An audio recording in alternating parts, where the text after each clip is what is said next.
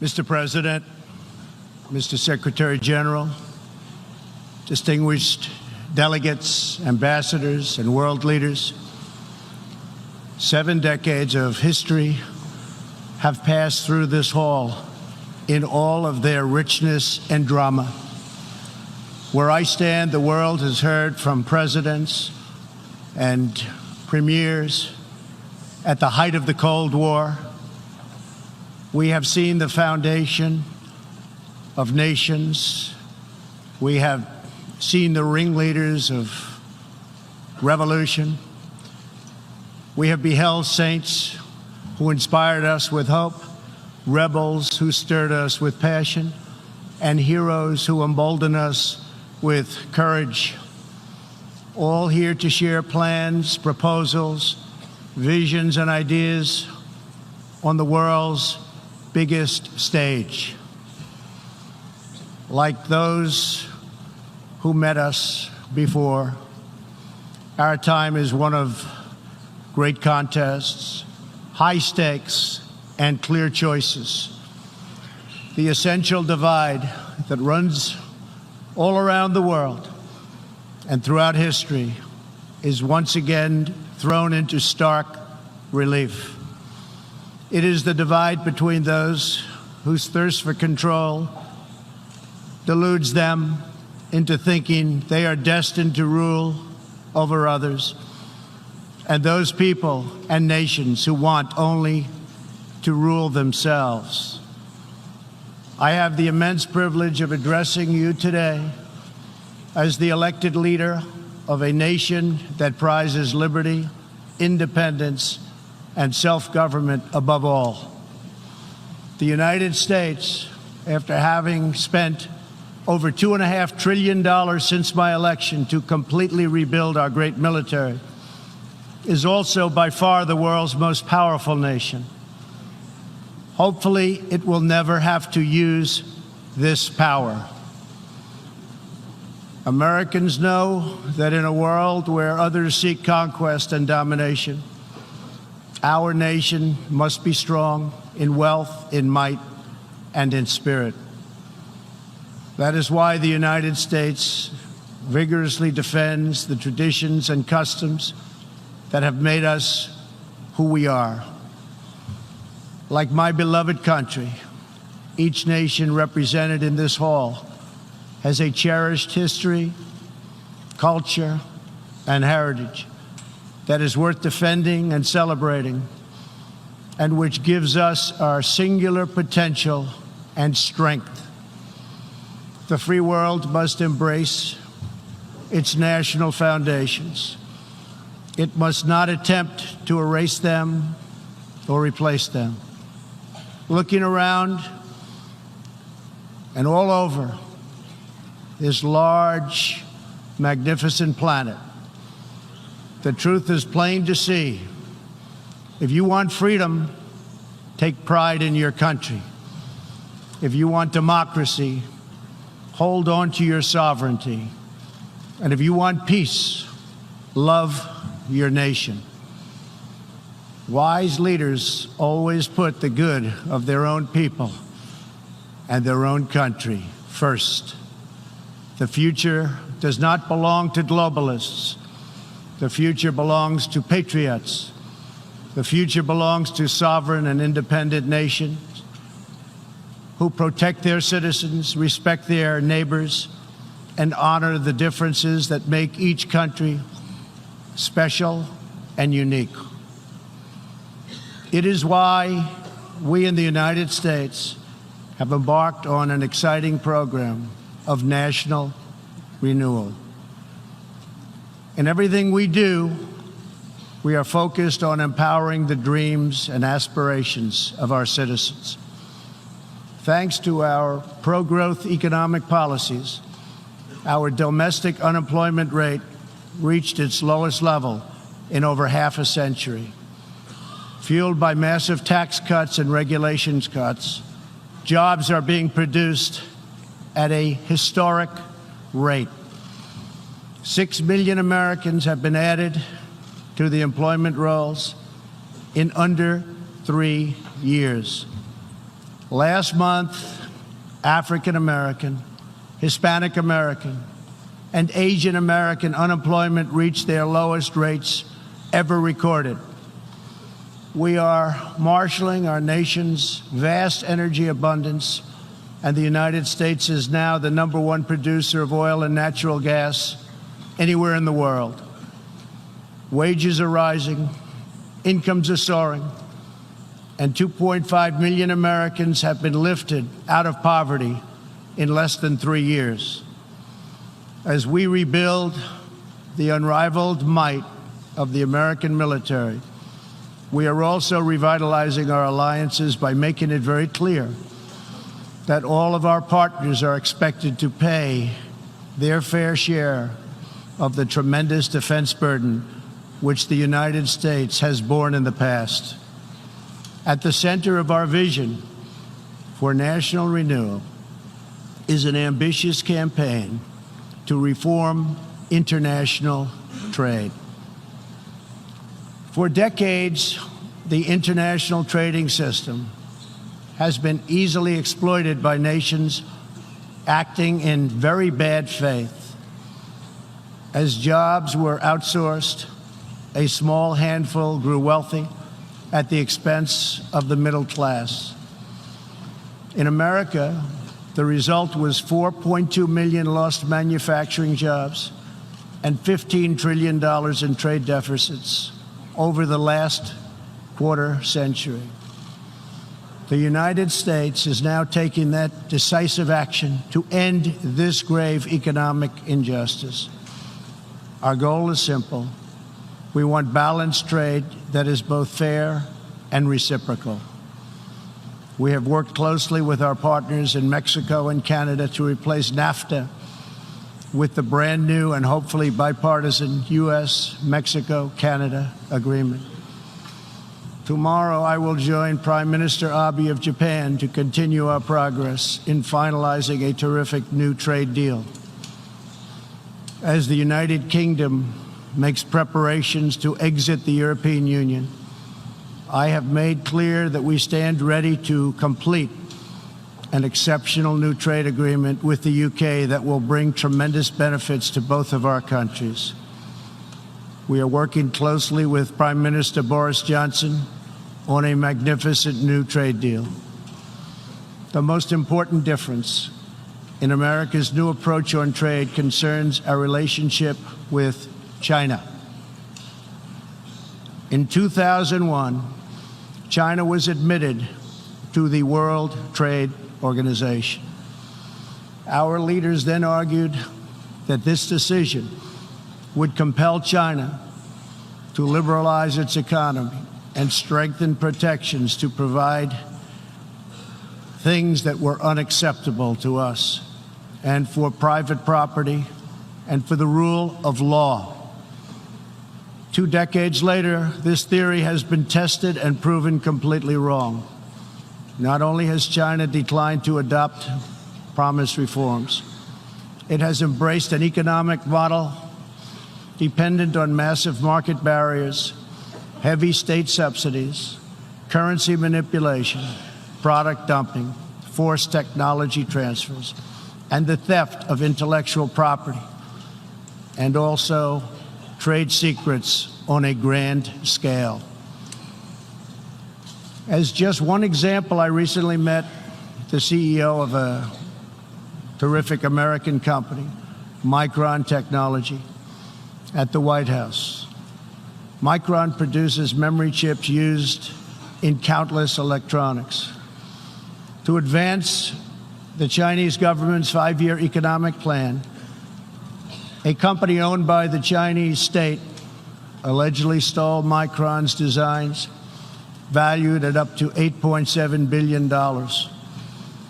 Soon, the Chinese company obtains patents for nearly an identical product, and Micron was banned from selling its own goods in China. But we are seeking justice. The United States lost 60,000 factories after China entered the WTO. This is happening to other countries all over the globe, the World Trade Organization needs drastic change. The second largest economy in the world should not be permitted to declare itself a developing country in order to game the system at others' expense. For years, these abuses were tolerated, ignored, or even encouraged. Globalism exerted a religious pull over past leaders, causing them to ignore their own national interests. But as far as America is concerned, those days are over. To confront these unfair practices, I placed massive tariffs on more than $500 billion worth of Chinese-made goods. Already, as a result of these tariffs, supply chains are relocating back to America and to other nations, and billions of dollars are being paid to our Treasury. The American people are absolutely committed to restoring balance to our relationship with China. Hopefully, we can reach an agreement that will be beneficial for both countries. But as I have made very clear, I will not accept a bad deal for the American people. As we endeavor to stabilize our relationship, we're also carefully monitoring the situation in Hong Kong. The world fully expects that the Chinese government will honor its binding treaty made with the British and registered with the United Nations, in which China commits to protect Hong Kong's freedom, legal system, and democratic ways of life. How China chooses to handle the situation will say a great deal about its role in the world in the future. We are all counting on President Xi as a great leader. The United States does not seek conflict with any other nation. We desire peace, cooperation, and mutual gain with all. But I will never fail to defend America's interests. One of the greatest security threats facing peace-loving nations today is the repressive regime in Iran. The regime's record of death and destruction is well known to us all. Not only is Iran the world's #1 state sponsor of terrorism, but Iran's leaders are fueling the tragic wars in both Syria and Yemen. At the same time, the regime is squandering the nation's wealth and future in a fanatical quest for nuclear weapons and the means to deliver them. We must never allow this to happen. To stop Iran's path to nuclear weapons and missiles, I withdrew the United States from the terrible Iran nuclear deal, which has very little time remaining, did not allow inspection of important sites, and did not cover ballistic missiles. Following our withdrawal, we have implemented severe economic sanctions on the country. Hoping to free itself from sanctions, the regime has escalated its violent and unprovoked aggression. In response to Iran's recent attack on Saudi Arabian oil facilities, we just imposed the highest level of sanctions on Iran's central bank and sovereign wealth fund. All nations have a duty to act. No responsible government should subsidize Iran's bloodlust. As long as Iran's menacing behavior continues, sanctions will not be lifted. They will be tightened. Iran's leaders will have turned a proud nation into just another cautionary tale of what happens when a ruling class abandons its people and embarks on a crusade for personal power and riches. For 40 years, the world has listened to Iran's rulers as they lash out at everyone else for the problems they alone have created. They conduct ritual chants of death to America and traffic in monstrous anti-Semitism. Last year, the country's supreme leader stated Israel is a malignant, cancerous tumor that has to be removed and eradicated. It is possible, and it will happen. America will never tolerate such anti-Semitic hate. Fanatics have long used hatred of Israel to distract from their own failures. Thankfully, there is a growing recognition in the wider Middle East that the countries of the region share common interests in battling extremism and unleashing economic opportunity. That is why it is so important to have full, normalized relations between Israel and its neighbors. Only a relationship built on common interests, mutual respect, and religious tolerance can forge a better future. Iran's citizens deserve a government that cares about reducing poverty, ending corruption, and increasing jobs, not stealing their money to fund and massacre abroad and at home. After 4 decades of failure, it is time for Iran's leaders to step forward and to stop threatening other countries and focus on building up their own country. It is time for Iran's leaders to finally put the Iranian people first. America is ready to embrace friendship with all who genuinely seek peace and respect. Many of America's closest friends today were once our greatest foes. The United States has never believed in permanent enemies. We want partners, not adversaries. America knows that while anyone can make war, only the most courageous can choose peace. For this same reason, we have pursued bold diplomacy on the Korean Peninsula. I have told Kim Jong-un what I truly believe, that like Iran, his country is full of tremendous untapped potential, but that to realize that promise, North Korea must denuclearize. Around the world, our message is clear. America's goal is lasting. America's goal is harmony. And America's goal is not to go with these endless wars that never end. With that goal in mind, my administration is also pursuing the hope of a brighter future in Afghanistan. Unfortunately, the Taliban has chosen to continue their savage attacks. We will continue to work with our coalition of Afghan partners to stamp out terrorism, and we will never stop working to make peace a reality. Here in the Western Hemisphere, we are joining with our partners to ensure stability and opportunity all across the region. In that mission, one of our most critical challenges is illegal immigration, which undermines prosperity, rips apart societies, and empowers ruthless criminal cartels.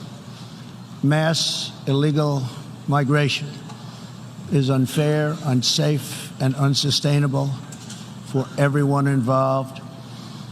The sending countries and the depleted countries, and they become depleted very fast, but their youth is not taken care of, and human capital goes to waste.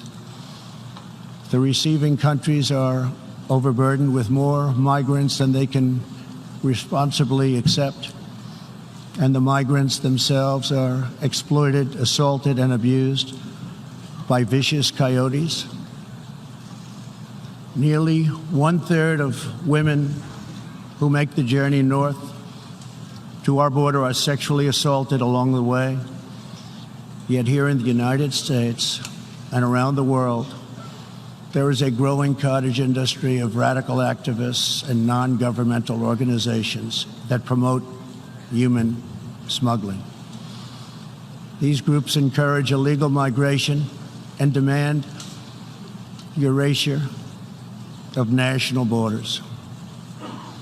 Today, I have a message for those open border activists who cloak themselves in the rhetoric of social justice. Your policies are not just. Your policies are cruel and evil. You are empowering criminal organizations that prey on innocent men, women, and children. You put your own false sense of virtue before the lives, well-being, and countless innocent people.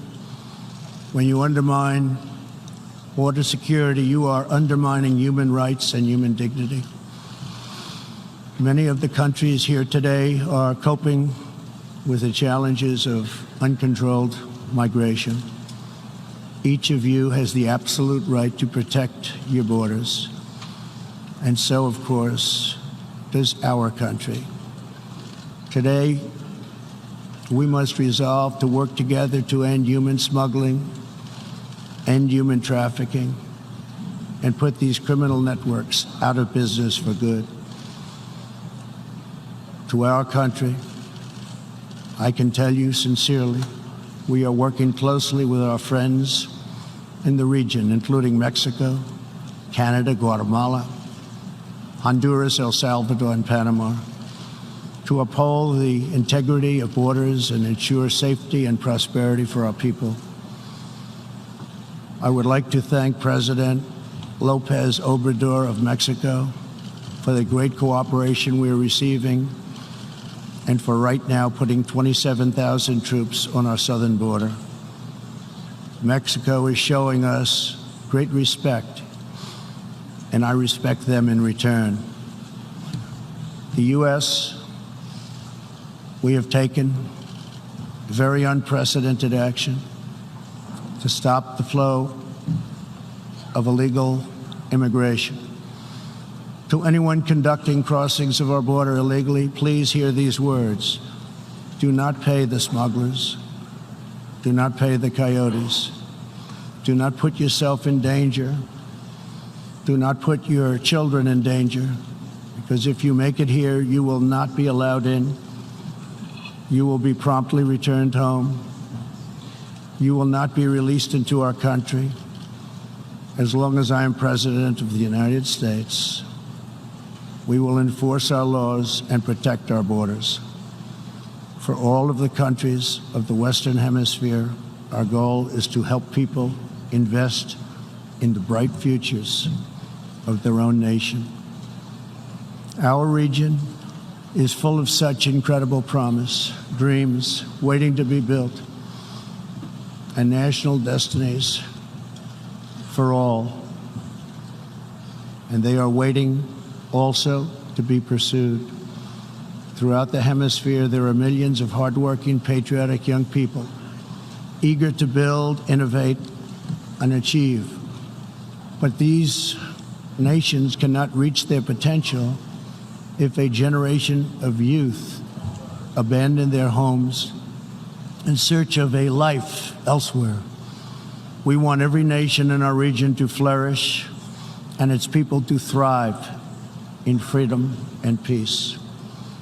In that mission, we are also committed to supporting those people in the Western Hemisphere who live under brutal oppression, such as those in Cuba, Nicaragua, and Venezuela. According to a recent report from the UN Human Rights Council, women in Venezuela stand in line for 10 hours a day waiting for food. Over 15,000 people have been detained as political prisoners. Modern-day death squads are carrying out thousands of extrajudicial killings. The dictator Maduro is a Cuban puppet, protected by Cuban bodyguards, hiding from his own people, while Cuba plunders Venezuela's oil wealth to sustain its own corrupt communist rule. Since I last spoke in this hall, the United States and our partners have built a historic coalition of 55 countries that recognize the legitimate government of Venezuela. To the Venezuelans trapped in this nightmare, please know that all of America is united behind you. The United States has vast quantities of humanitarian aid ready and waiting to be delivered. We're watching the Venezuela situation very closely. We await the day when democracy will be restored, when Venezuela will be free, and when liberty will prevail throughout this hemisphere. One of the most serious challenges our countries face is the specter of socialism. It's the wrecker of nations and destroyer of societies. Events in Venezuela remind us all that socialism and communism are not about justice. They are not about equality. They are not about lifting up the poor. And they are certainly not about good of the nation. Socialism and communism are about one thing only: power for the ruling class. Today I repeat a message for the world that I have delivered at home. America will never be a socialist country. In the last century, socialism and communism killed 100 million people. Sadly, as we see in Venezuela, the death toll continues in this country.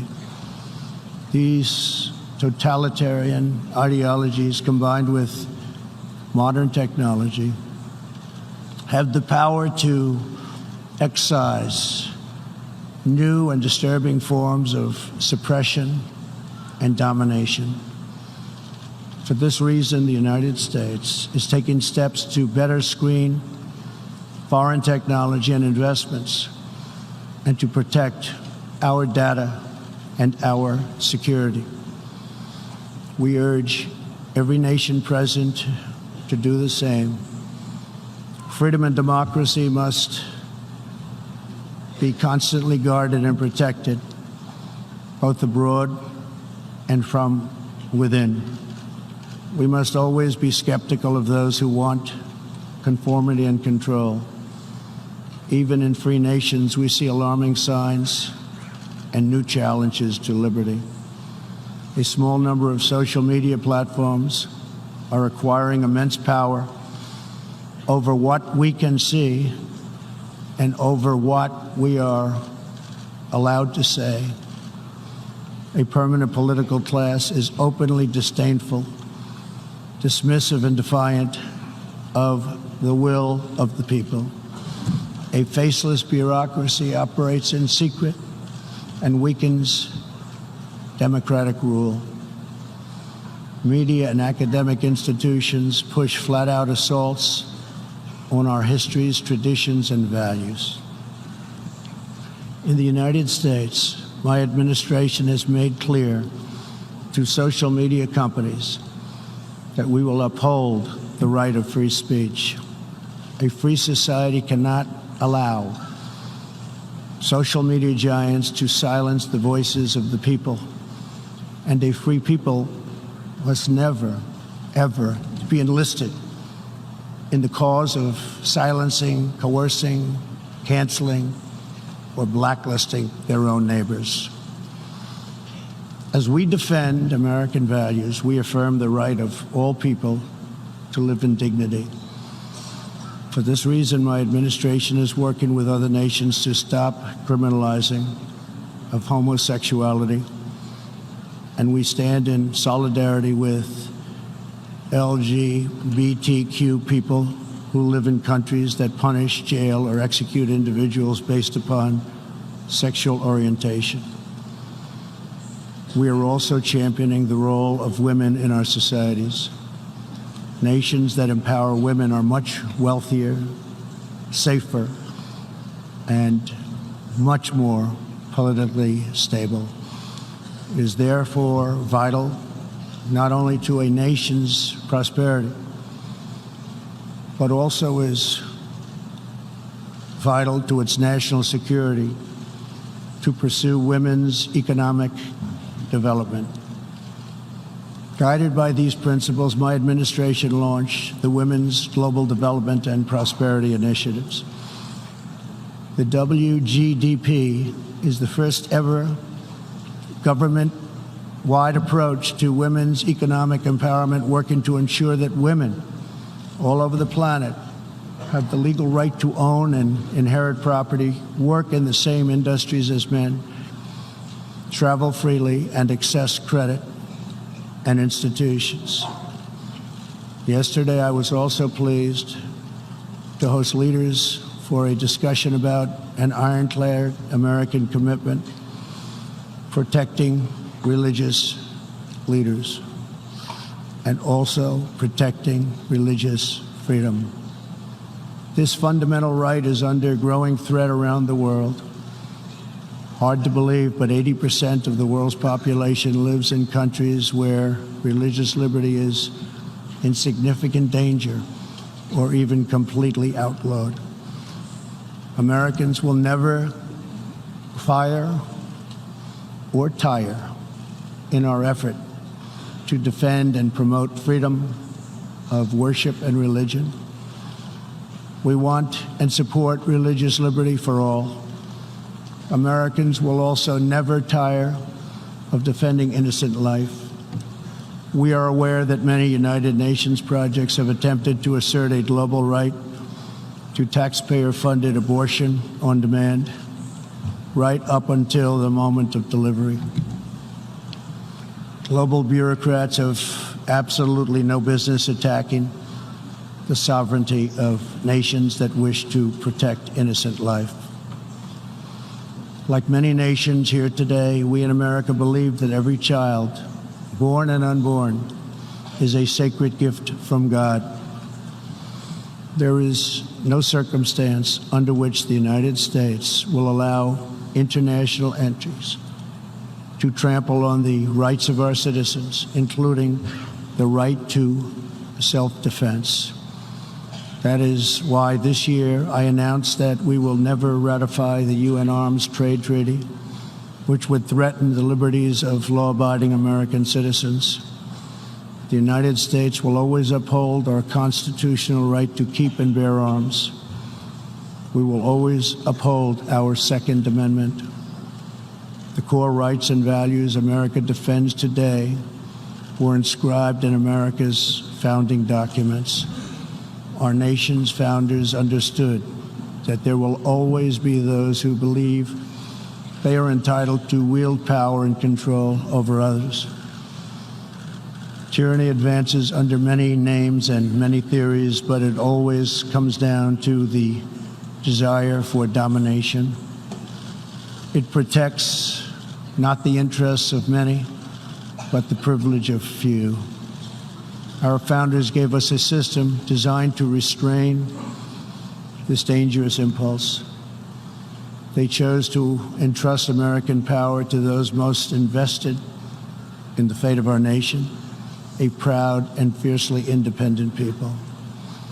The true good of a nation can only be pursued by those who love it, by citizens who are rooted in its history, who are nourished by its culture, committed to its values, attached to its people, and who know that its future is theirs to build or theirs to lose. Patriots see a nation and its destiny in ways no one else can. Liberty is only preserved, sovereignty is only secured, democracy is only sustained, greatness is only realized by the will and devotion of patriots. In their spirit is found the strength to resist oppression, the inspiration to forge legacy, the goodwill to seek friendship, and the bravery to reach for peace. Love of our nations makes the world better for all nations. So to all the leaders here today, join us in the most fulfilling mission a person could have, the most profound contribution anyone can make. Lift up your nations, cherish your culture, honor your histories, treasure your citizens, make your country strong and prosperous and righteous, honor the dignity of your people, and nothing will be outside of your reach. When our nations are greater, the future will be brighter, our people will be happier, and our partnerships will be stronger. With God's help, together we will cast off the enemies of liberty and overcome the oppressors of dignity. We will set new standards of living and reach new heights of human achievement. We will rediscover old truths, unravel old mysteries, and make thrilling new breakthroughs. And we will find more beautiful friendship and more harmony among nations than ever before. My fellow leaders, the path to peace and progress and freedom and justice and a better world for all humanity begins at home. Thank you. God bless you. God bless the nations of the world. And God bless America. Thank you very much. Hey, NBC News viewers, thanks for checking out our YouTube channel. Subscribe by clicking on that button down here and click on any of the videos over here to watch the latest interviews, show highlights, and digital exclusives. Thanks for watching.